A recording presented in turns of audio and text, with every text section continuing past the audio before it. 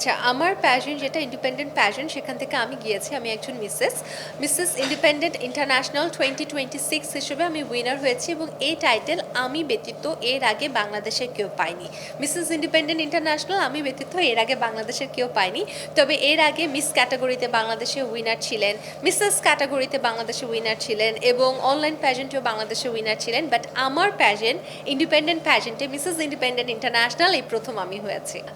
আমি ইতিমধ্যে বলেছি যে আমি পরবর্তীতে ওমেন এম্পাওয়ারমেন্ট নিয়ে কাজ করতে চাই, আমি উপস্থাপনা করছি সেটা করতে চাই, আমি কন্টেন্ট ক্রিয়েশন করছি, আমি টুকটাক ফটোশ্যুটের কাজ করি, আমি সেগুলো করতে চাই এবং বাণিজ্যিক সিনেমায় আসলে আমাকে হয়তো কখনো দেখা যাবে না, কেননা বাণিজ্যিকভাবে সিনেমাগুলো যে প্যাটার্নের হয়ে থাকে আমি মনে করি আমি সেই প্যাটার্নের না। এবং দেখুন, মানুষের জীবন অনেক বড়, আমরা কখনো আমাদের জীবনের ক্রাইটেরিয়াগুলো সেট করতে পারি না, কেননা জীবন পরিবর্তনশীল। সো আমি জানি না যে আজ থেকে 1 বছর পর আমি আসলে উপস্থাপনা করার সুযোগ পাবো কিনা বা আমি এত মিডিয়াতেই থাকবো কিনা। সো আমি এটা তো এখনই বলতে পারি না, বাট আমার ইচ্ছা আমি ওমেন এম্পাওয়ারমেন্ট নিয়ে কাজ করতে চাই, আমার এই প্যাজেন্টে আমি অন্যান্য মেয়েদেরকে পাঠাতে চাই এবং উপস্থাপনাটা ঠিকঠাকভাবে করে যেতে চাই। না, সিনেমাতে অনাগ্রহ ব্যাপারটা এরকম না, আমি সিনেমা দেখতে ভালোবাসি। এখন সিনেমা যদি সবাই করতেই থাকে তাহলে দেখবে কে বলুন। আর আমি আসলে বাণিজ্যিক সিনেমার জন্য কখনোই পারফেক্ট না আমার কাছে মনে হয়। তো সেক্ষেত্রে আমি বারবারই একটা কথা বলেছি, অফ ট্র্যাকের কোনো সিনেমা যদি হয় যে এই সিনেমাটাতে আসলে সিচুয়েশন বেসড, কোনো নায়ক থাকছে না, নায়িকাই গল্প টানছে, তাহলে হয়তো যদি ডিরেক্টর মনে করেন আমি কাজটা করতে পারবো, হয়তো আমি চেষ্টা করব কাজটা করার। কিন্তু বাণিজ্যিক সিনেমাতে আসলে আমি হয়তো পারবো না। এবং আমার কাছে মনে হয় যে এটা একটা বিউটি না, যে সবাই সবার তো একটা নিজস্ব ইচ্ছা আছে, নিজস্ব একটা গণ্ডি আছে, আমার গণ্ডিটা এটাই থাকুক। যারা বিভিন্ন প্যাজেন্টে দেশের বাইরে অংশগ্রহণ করতে চান তাদের জন্য বলবো যে নিজেকে তৈরি করুন, নিজের ডেভেলপমেন্টটা নিয়ে আসুন। যারা ইতিমধ্যে দেশের বাইরে গিয়েছে প্যাজেন্ট করতে তাদেরকে রিচ করার চেষ্টা করুন, তাদের কাছে গিয়ে টিপস নিন যে আসলে কী ধরনের পোশাক নিয়ে যেতে হবে, সেখানে যে কী কী করতে হবে। কেননা আমি নিজেও অনেকজনের কাছে টিপস নিয়ে গিয়েছি, তারপরও মনে হচ্ছে যে আরও কিছু আমার প্রস্তুতির কমতি ছিল। সো এটা আসলে আপনি যত মানুষ যাবে দেশের বাইরে তারা নতুন নতুন এক্সপিরিয়েন্স গ্যাদার করতে পারবে। এবং দিন শেষে একটা কথাই বলবো যে প্রথমে নিজেকে জানুন, কেন আপনি বিউটি প্যাজেন্টে যেতে চান সেটা জানুন এবং তারপরে যান, দেখবেন আপনি ভালো করবেন। প্রশিক্ষণের ক্ষেত্রে দেখুন, আমাদের দেশে কিন্তু ভালো ভালো ট্রেনাররা আছে, যেমন আমার ট্রেনার জিয়া দাদা আছেন, বুলবুল টুম্পা আপু আছেন, বা আজরা আপু আছেন, বা পনি ভাইয়া আছেন, এরকম অনেকেই কিন্তু আছেন। আমি যেহেতু ফ্যাশন ইন্ডাস্ট্রির মানুষ না, আমি সব ট্রেনারদের চিনি না, বাট আমি যাদের নাম বলেছি তারা বেশ জনপ্রিয় এবং আরও অনেকে আছেন। সো তাদের সবার কাছ থেকে কিছু না কিছু শেখার আছে। এবং যদি মনে হয় যে আসলে দেশে সবার কাছ থেকে ট্রেনিং নেওয়ার পরও সে আরও অ্যাডভান্স কিছু শিখতে চায়, তাহলে তার ওই সে অনলাইন একটা ভরসা, ইনস্টাগ্রামে অনেক ট্রেনাররা তাদের ভিডিও আপলোড করে সেগুলো দেখতে হবে, ইউটিউবে অনেক ট্রেনারদের ভিডিও আছে সেটা দেখতে হবে, ইভেন টিকটকে অনেক ট্রেনাররা ভিডিও আপলোড করে সেটা দেখতে হবে। আমি মনে হয় প্রত্যেকটা সোশ্যাল মিডিয়াতে বিভিন্ন ট্রেনারদের খুঁজে খুঁজে দেখেছি যে তারা কে কী ধরনের হাঁটা শেখাচ্ছে, কে কী ধরনের স্টাইল শেখাচ্ছে। সো শিখতে হবে, আসলে নিজেকেই আসলে নিজেরটা শিখে নিতে হবে। না, এটা সত্য না আমি কিছু আপলোড করলে যে ভাইরাল হয় ব্যাপারটা এমন মোটেও না। আমি এই প্যাজেন্টে যাওয়ার আগে অনেক আপলোড করেছি আমার প্যাজেন্ট সম্পর্কে, যে আমি যাচ্ছি, কই সেটা তো ভাইরাল হলো না। আমি আসার সময় অনেক আপলোড করেছি, কই সেটা তো ভাইরাল হলো না। ব্যাপারটা হচ্ছে যদি সেটা ভাইরাল হওয়ার কন্টেন্ট হয় তখনই ভাইরাল হয়। এবং আমি আমার লাইফের এই স্টেজে এসে বুঝতে পেরেছি যে সবসময় ভাইরালই প্রয়োজনীয় না, কিছু সময় আসলে নিজের মনের যে আশাটা বা একটা ভালো কিছু করা উচিত। তো সেক্ষেত্রে ভাইরালের পেছনে সবসময় দৌড়ানো উচিত না। দেখুন, আমি কখনোই ভাইরাল হতে চাই নাই, আমি আমার জীবনে কখনোই এমন কোনো কাজ করতে চাই না যে আমি ভাইরাল হব। কিন্তু হ্যাঁ, আমাকে কিছু গণ্ডি সেট করে দেওয়া হয়েছে যে তোমার এটাই করতে হবে, এবং আমি যেহেতু উপস্থাপনাই করি আমাকে এটা করেই চলতে হয়। সো যখন এই বাইন্ডিংসগুলো দেওয়া হয় আমরা বাধ্য হই সেই কাজগুলো করতে এবং সেগুলো ভাইরাল হয়। এবং এটাতে আসলে আমাদের দোষ অবশ্যই আছে যে আমরা হ্যাঁ বলছি, বাট দেখুন আমরা না বলে কোথায় যাব, কোন দিকে যাব, যেখানেই না বলছি সেখান থেকেই তো আসলে আমাদের রিপ্লেসমেন্ট আসছে। তো এভাবেই যদি আমরা বারবার রিপ্লেস হতে থাকি তাহলে হয়তো বাসায় থাকবো, হয়তো আপনারা কেউ খোঁজও নেবেন না। এবং দিন শেষে এই কাজটা করেই তো আসলে নিজেদেরকে চালাতে হয়। তো হয়তো কাজ না হলে নিজেরাও চলতে পারবো না, শুধু শুধু সেখানে আর্থিক অনটন আসবে এবং অনেক ধরনের দুশ্চিন্তা আসবে। সো আমরা একসময় বাধ্য হই কাজ করতে। তবে আমার কাছে মনে হয় যে সবাই মিলে যদি আমরা এটা চেষ্টা করি যে আমরা এমন কাজ করব যেগুলো ভালো, তাহলে হয়তো ইন্ডাস্ট্রি ভালো হতে পারে। But at the same time আমাদের অডিয়েন্সরা কি আসলে ভালো অনুষ্ঠান দেখে? অডিয়েন্সরা হয়তো বলে যে আমরা ভালো অনুষ্ঠান দেখতে চাই, ভালো অনুষ্ঠান হচ্ছে না, কিন্তু অসংখ্য ভালো অনুষ্ঠান আমার নিজের করা আছে বা এখনও হচ্ছে যেগুলোর ভিউজ নেই। এমন অনেক অনুষ্ঠান আছে প্রতি 2-3 মাস পর পর বন্ধ হয়ে যাচ্ছে, কেননা সেগুলোতে 10 জন মানুষও ভিউ দিচ্ছে না, বাট অনুষ্ঠানটা খুব ভালো, অনেক শিক্ষণীয়, অনেক ভালো ভালো আর্টিস্টরা আসছেন। তা আমরা কোথায় যাব বলুন? দিন শেষে আসলে যারা এই শো বিজনেসটা করছে, শো বিজনেসে আছে, তারা তো দিন শেষে ভিউজ চাচ্ছে। যদি ভিউজ না হয় তাদের তো কোনো লাভ হচ্ছে না। তা আমরা কোথায় যাব বলুন? দেখুন, আমাদের প্যাজেন্টের এই বছরের যে থিম ছিল ডাইভার্সিটি এডিশন, অর্থাৎ আমরা বিভিন্ন দেশের কালচার সম্পর্কে বেশি নিজেদেরকে এনরিচ করার চেষ্টা করেছিলাম। গ্ল্যামার ওয়ার্ল্ডে তো ডেফিনেটলি এটা একটা আমাকে বুস্ট দিচ্ছে।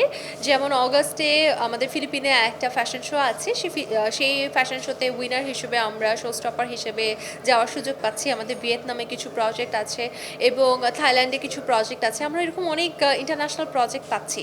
এখন সেই প্রজেক্টগুলো করছি কি করছি না সেটা আসলে নিজেদের উপর বর্তায়।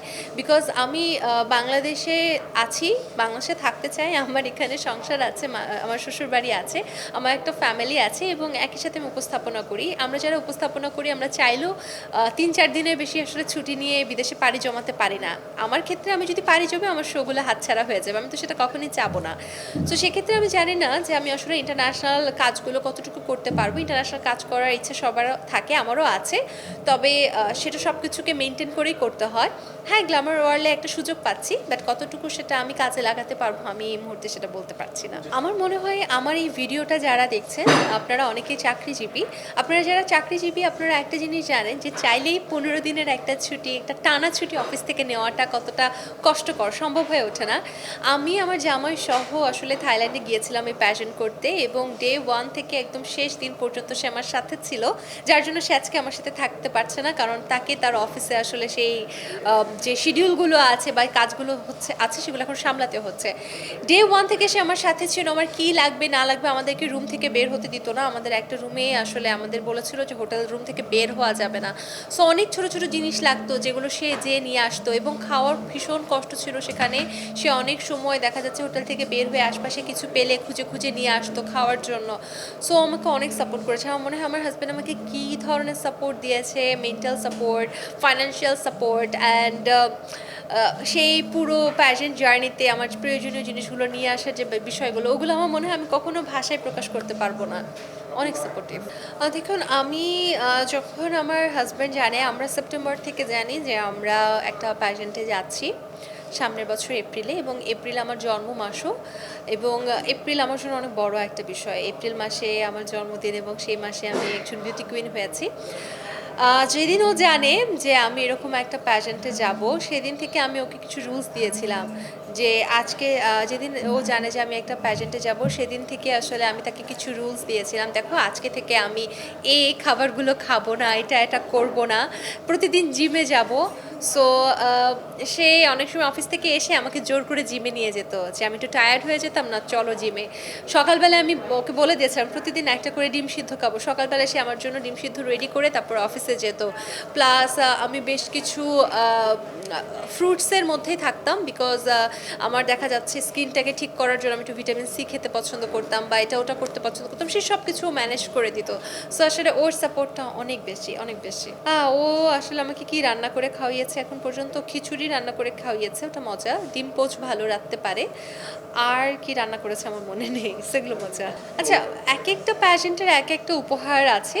যেমন যখন মিস ইউনিভার্স হচ্ছিল তখন আপনারা কিন্তু সবাই লিখেছিলেন বা ভিডিও বানিয়েছিলেন যে আসলে কত বিলাসবহুল জীবনযাপন হতে পারে, বিকজ সেটা মিস ইউনিভার্স। আমার প্যাজেন্টের ক্ষেত্রে আসলে আমরা খুব বেশি জিনিস পাচ্ছি না, আবার খুব কমও পাচ্ছি না। অ্যাজ আ উইনার হিসেবে আমি একটা প্রাইজ মানি পেয়েছি যেটা আমার ব্যাংকে ট্রান্সফার হয়ে যাবে, এবং অ্যাট দ্য সেম টাইম আমি বেশ কিছু শোজ পেয়েছি ভিয়েতনামে, ফিলিপিন্সে, থাইল্যান্ডে, এবং অ্যাট দ্য সেম টাইম কিছু প্রতিষ্ঠান আছে যারা প্যাজেন্ট্রি হিল তৈরি করে, ড্রেস তৈরি করে, তাদের সাথে আমি কোলাবোরেশনে কাজ করার সুযোগ পাচ্ছি আগামী 1 বছরের জন্য। বিউটি কন্টেস্ট অনেক কস্টলি একটা জিনিস। আমার অনেক পোশাক নিয়ে আসলে দেখা গিয়েছে অনেকে কমেন্ট করেছে যে পোশাকটা সুন্দর হয়নি, দেখুন, আমি পুরোটা নিজে স্পন্সর করে গিয়েছি।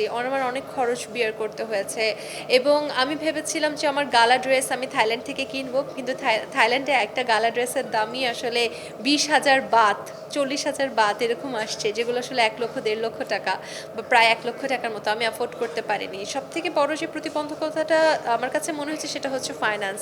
যদি আমরা আরও অর্থ পেতাম তাহলে হয়তো আমরা আরও অনেক ভালো করতে পারতাম। আমাদের দেশের গভর্নমেন্টের কাছে আমি একটাই আশা রাখবো, আমার পরবর্তীতে যে মানুষটাই বিউটি প্যাজেন্টে যাবে, প্লিজ গভর্নমেন্ট থেকে তাদের যেন একটা ফাইন্যান্স করা হয়, বিকজ ফাইন্যান্সটা ভীষণ ইম্পর্ট্যান্ট। আর এছাড়া খাবারের একটা প্রতিবন্ধকতা ছিল, তবে সেটাকে কাটিয়ে ওঠা তো সম্ভব, বাট ফাইন্যান্সিয়াল যে প্রতিবন্ধকতাটা আমি ফেস করেছি সেটা আসলে কাটিয়ে ওঠা সম্ভব না। দেখুন, আমি তো চাই এরকম একটা সংবর্ধনা যেন আসুক, শুধু আমার জন্য না, বাংলাদেশের প্রত্যেকটা বিউটি কুইন যারা আগেও বিউটি কুইন হয়েছেন তাদের জন্য যেন এখন নতুন করে আসুক। আমি এটা চাই। আমি চাই আমাদের দেশে প্যাজেন্ট ইন্ডাস্ট্রি যেন অনেক বেশি গ্রো করে, আমরা যেন একদিন প্যাজেন্ট পাওয়ার হাউস হতে পারি। ইচ্ছা তো আমরা সবাই রাখতেই পারি, স্বপ্ন আমরা সবাই দেখতে পারি, আমরা এখন এই স্বপ্নটাই দেখছি।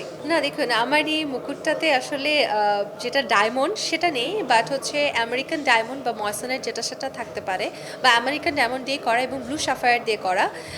নীল যে স্টোনগুলো দেখছেন এটা ব্লু সাফায়ার, এবং এর পাশে যে সাদা স্টোনগুলো দেখছেন এগুলো সবই হচ্ছে ময়সনেট এবং আমেরিকান ডায়মন্ড দিয়ে করা। আমাদের বাংলাদেশি টাকায় প্রাইস মানিটা কত ছিল এটা তো এই মুহূর্তে আমি বলতে পারছি না, তবে আমি ইউএসডিতে বলতে পারি 2000 USD। Thank you.